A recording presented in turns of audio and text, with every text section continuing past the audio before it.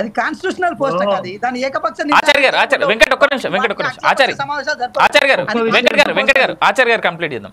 ఆచార్య గారు, ఇప్పుడు ఏకపక్ష నిర్ణయాలు ఎట్లా తీసుకుంటారు అనేటువంటి అంశం కానీ ఇతరత్ర సభను నడిపే నాయకునికి అనుభవం లేకుండా సభలో ముఖ్యమంత్రికి ఉండాల్సినటువంటి వ్యక్తి బాధ్యతాయుతంగా వ్యవహరించకపోవడం ఒకటైతే, సభల ప్రతిపక్ష నాయకుడు లేకపోవడం వల్ల వారి పార్టీకి సంబంధించిన వాళ్లకు అవకాశాలు వచ్చినప్పుడు వాళ్ళ ఇష్టం వచ్చినట్టు మాట్లాడి ఇవాళ ఇలా అబాస్ పాలు కావడం జరుగుతున్నది. వాళ్ళ ముఖ్యమంత్రి గారు ఏది చెప్పినా కూడా ప్రజల పక్షాన ఉండి మాట్లాడవలసినటువంటి బాధ్యత ప్రతిపక్ష నాయకుడు. ప్రతిపక్ష నాయకుని బాధ్యతని తన ఒంటి మీద పెట్టుకొని ఇంట్లో కూర్చొని ఇవాళ వీళ్ళకే జవాబు చెప్తలేరు, ఆయన వస్తే ఏం చెప్తారు, ఆయన అప్పుడే చెప్పిండు ఎలక్షన్లప్పుడు అంటే, ఆయన ఎలక్షన్లప్పుడు చెప్పిండు కాదు, అప్పుడు ఎప్పుడు తిప్పుకోవాలరా నాయన ఈయనని ఆయన తిప్పిరు. ఇవాళ ఈయనని ఎప్పుడు తింపాలరా నాయన అని అప్పుడే ప్రజలు సిద్ధమైన. నేను ఏమంటున్నంటే, సభను సజావుగా సాధించి ఒక గౌరవప్రదంగా నడపాల్సినటువంటి సభ కాదు ఇది. దీని అంతటికి కారణం ఆనాడు కేసీఆరే.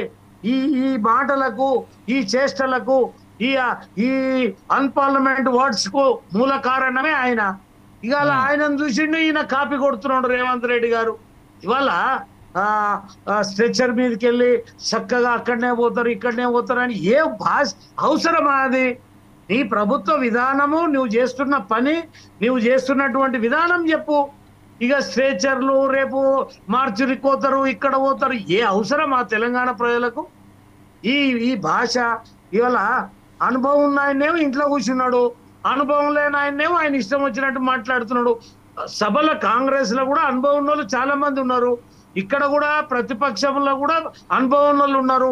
వాళ్ళ నోర్లకు బట్టలు కట్టి బాధ్యతలు ఒగరుకున్నప్పుడు ఇవాళ జగదీశ్వర్ రెడ్డి గారు నిజంగానే స్పీకర్ ని మాట్లాడితే ఆయన మీద ఒక చర్య తీసుకొని, కానీ సస్పెన్షన్ అనేది ఎంతవరకు సమంజసం అనే దాని మీద డిబేట్ ఇక్కడ ఆలోచన చేయాలి. మనం కూడా ప్రతిదాన్ని కూడా ఇవాళ నాకు బీజేపీ నేను ఉన్నప్పుడు నేనేదో కాంగ్రెస్ ని విమర్శించడం, నేనేదో టిఆర్ఎస్ ని విమర్శించడం, అంత మాత్రాన నేనేదో ప్రతి దాంట్లో అడ్డం పడి నేనేదో చెప్పడం కాదు.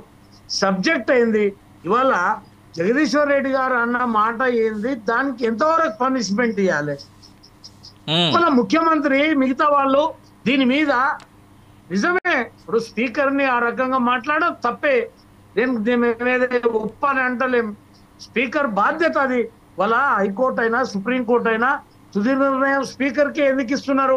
ఆయనకు ఉండాల్సినటువంటి విధులు బాధ్యత ఆయనకు ఉంటది కాబట్టి ఆయనను గౌరవించాల్సిన బాధ్యత సభ్యులకు ఉంటది. మరి ఇలా సభ్యులం నేనెంత నువ్వంతా అంటే మరి నువ్వు పోయి మీద చూద్దాం, కూర్చోలేడు కదా ఈయన పోయి మీద. ఎవరి గౌరవాన్ని మనం కాపాడాలి. వాళ్ళ ముఖ్యమంత్రి కూడా ఉందాతనంగా వ్యవహరించాలి. దానికి ప్రతిపక్ష వాళ్ళ ఆంధ్రప్రదేశ్ లో గట్లే ఉంది, తెలంగాణలో గిట్లనే ఉంది. ముఖ్యమంత్రులు అయిన వాళ్ళు ప్రతిపక్ష నాయకుడు ఉంటే కూర్చొని ఉండాగా మాట్లాడతలేరా అండి? ఎక్కడ మాట్లాడితే సందర్భాలు లేవా? ఏ రాష్ట్రముల ముఖ్యమంత్రిగా బాధ్యత పోయినంత మాత్రాన ఇంక ఇంటికాడనే కూర్చుంటురా పదవులు తీసుకొని? కాదు కదా. మనం నిన్ననే ముఖ్యమంత్రిగా అది ఏమన్నాడు కేసీఆర్ గారు, మీరందరూ తప్పక హాజరు కావాలంటే ఈయన తప్ప, ఈయననేమో హాజరు కాడు, మీరందరూ హాజరు కావాలి. గురు కింద సామెత లేకున్నది ఇది. కాబట్టి కొద్దిగా మనం కూడా ఆలోచన చేసి చెప్పాలి. ఓ పార్టీకి ఉండొచ్చు, నేను బీజేపీకి, ఒకరు టిఆర్ఎస్, ఒకరు కాంగ్రెస్, అంత మాత్రాన ఇక మొత్తం పూసుకొని తిరుగుడు కాదు కదా. ఓ బాధ్యతతోటి వ్యవహరించాలి. ఇవాళ ముఖ్యమంత్రి రేవంత్ రెడ్డి కూడా హుందాగా మాట్లాడాలి, హుందాగా వ్యవహరించాలి. తొందరపాటు నిర్ణయాలు తీసుకోవద్దు. ఈ రాష్ట్రం చాలా ఇబ్బందులలో ఉంది. ఇవాళ ఈ రాష్ట్రాన్ని కాపాడవలసిన బాధ్యత అందరిపైన ఉంది. కేవలము ముఖ్యమంత్రి అయితే రేవంత్ రెడ్డి పైన కాదు, ప్రతిపక్ష నాయకుడు కూడా ఇవాళ కేబినెట్ మినిస్టర్ హోదాతోటి ప్రతిపక్ష నాయకుడికి బాధ్యత ఉంది. ఇవాళ 8 మంది మేము గెలిచిన మా మీద కూడా బాధ్యత ఉంది. ప్రతి శాసనసభ్యుని మీద కూడా బాధ్యత ఉంటది. అది గుర్తెరిగి వ్యవహరించాలి.